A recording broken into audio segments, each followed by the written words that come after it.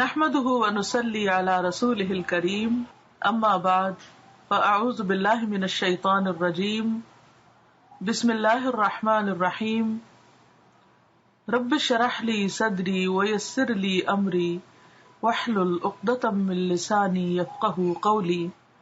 Islamic تعارف صفحہ number 172. بڑائی کا جذبہ. انسان کا سب سے بڑا دشمن شیطان ہے، اسی لیے قرآن میں شیطان کو طاغوت کہا گیا ہے. ابتدائے حیات میں یعنی جب زندگی کا آغاز ہوا، ابتدائے حیات میں خدا نے شیطان کو یہ حکم دیا کہ وہ آدم کو سجدہ کرے، مگر اس نے سجدہ کرنے سے انکار کر دیا. اس کے بعد خدا اور شیطان میں جو مکالمہ یعنی کنورسیشن ہوئی، اس کو قرآن نے ان الفاظ میں بیان کیا ہے. خدا نے کہا، تجھے کس چیز نے سجدہ کرنے سے روکا جبکہ میں نے تجھ کو حکم دیا تھا؟ ابلیس نے کہا کہ میں اس سے بہتر ہوں، تو نے مجھ کو آگ سے بنایا ہے اور آدم کو مٹی سے. خدا نے کہا، تو یہاں سے اتر جا، تجھے یہ حق نہیں کہ تو اس میں گھمنڈ کرے، پس نکل جا، یقیناً تو ذلیل ہے. ابلیس نے کہا، اس دن تک کے لیے تو مجھے مہلت دے جبکہ سب لوگ اٹھائے جائیں گے، یعنی غلط کام کرنے کی کھلی چھٹی یا لوگوں کو اکسانے کی کھلی چھٹی، یعنی اس مہلت سے مراد. خدا نے کہا، تجھ کو مہلت دی گئی ہے. ابلیس نے کہا، چونکہ تو نے مجھے گمراہ کیا، میں بھی لوگوں کے لیے تیری سیدھی راہ پر بیٹھوں گا، یعنی خدا کے مقابلے پہ اتر آیا اور انسان کا دشمن بن بیٹھا. پھر ان پر آؤں گا، ان کے آگے سے اور ان کے پیچھے سے اور ان کے دائیں سے اور ان کے بائیں سے، اور تو ان میں اکثر کو شکر گزار نہ پائے گا. خدا نے کہا، نکل جا، نکل یہاں سے ذلیل اور ٹھکرایا ہوا. جو کوئی ان میں سے تیری راہ پر چلے گا تو میں تم سب سے جہنم کو بھر دوں گا. سورۃ الاعراف آیت نمبر 12 سے 18 تک.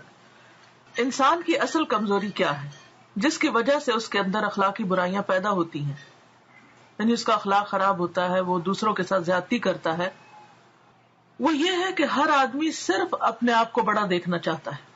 اس کو انڈر لائن کر لیجئے. انسان کا اصل مسئلہ کیا ہے، اصل کمزوری یعنی سب سے بڑی ویکنس کیا ہے؟ آج کل تو اس چیز کا بہت رواج ہے نا کہ آپ کہیں بھی کام پہ جاتے ہیں یا کہیں بھی آپ کا کوئی سائیکولوجیکل ٹیسٹ ہوتا ہے یا کچھ بھی، تو آپ کی ویکنیسز اور اسٹرینتھس پوچھی جاتی ہیں. تو بات یہ ہے کہ انسان کی اصل کمزوری، ویکنس، وہ یہ ہے کہ ہر آدمی صرف اپنے آپ کو بڑا دیکھنا چاہتا ہے.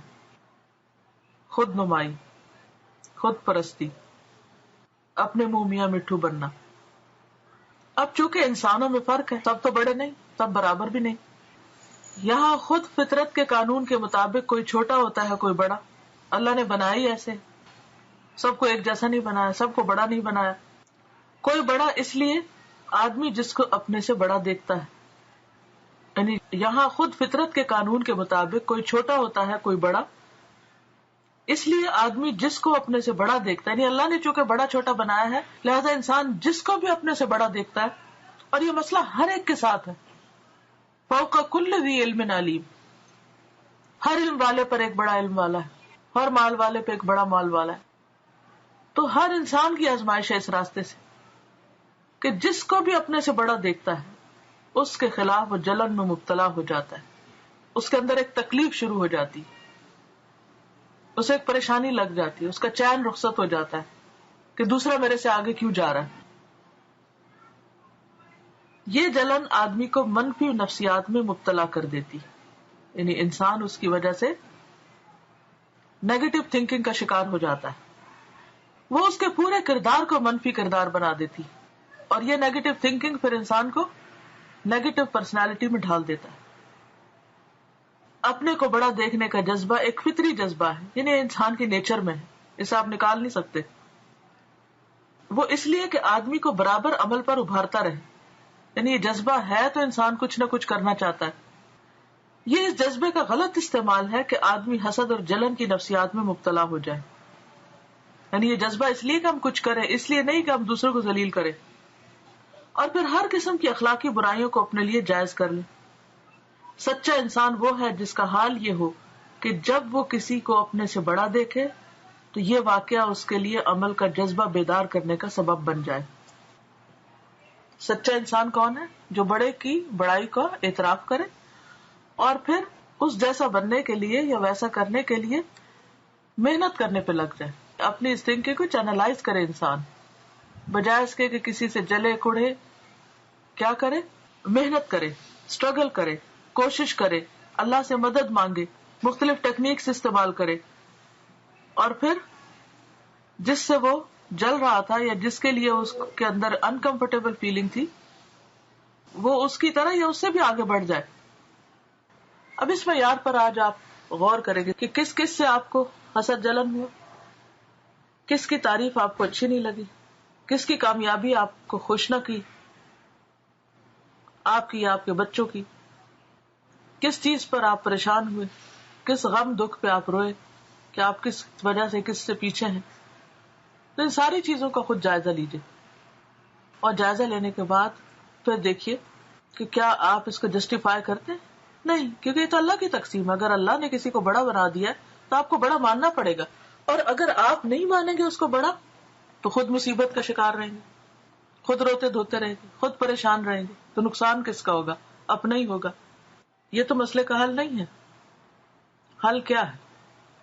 کہ جو جس کو دیا ہے اللہ نے اس پر راضی ہوں، جو آپ کو ملا ہے اس پہ شکر گزار ہوں. اگر آپ کسی کی کسی بھی چیز سے امپریس ہیں یا اس جیسا کسی کا آگے بڑھنا آپ کو تکلیف دے رہا ہے تو سوچیں کہ وہ کون سے طریقے ہو سکتے ہیں کہ آپ اس سے آگے نکل سکیں. اور وہ طریقہ ہے محنت کا طریقہ، اللہ سے دعا مانگنے کا طریقہ، مختلف وسائل کو اختیار کرنے کا طریقہ. تو اللہ تعالیٰ سے دعا ہے کہ وہ ہمیں سب کو سمجھ اور بوجھ عطا کرے تاکہ ہم اپنی زندگی کو ضائع نہ کریں اور منفی رخ پہ سوچنے کی بجائے فوراً مثبت راستہ اختیار کریں. اللہ تعالیٰ ہم سب کا مددگار ہو. وآخر دعوانا ان الحمد للہ رب العالمین. السلام علیکم ورحمۃ اللہ وبرکاتہ. سبحانک اللہم وبحمدک، نشہد ان لا الہ الا انت، نستغفرک ونتوب الیک.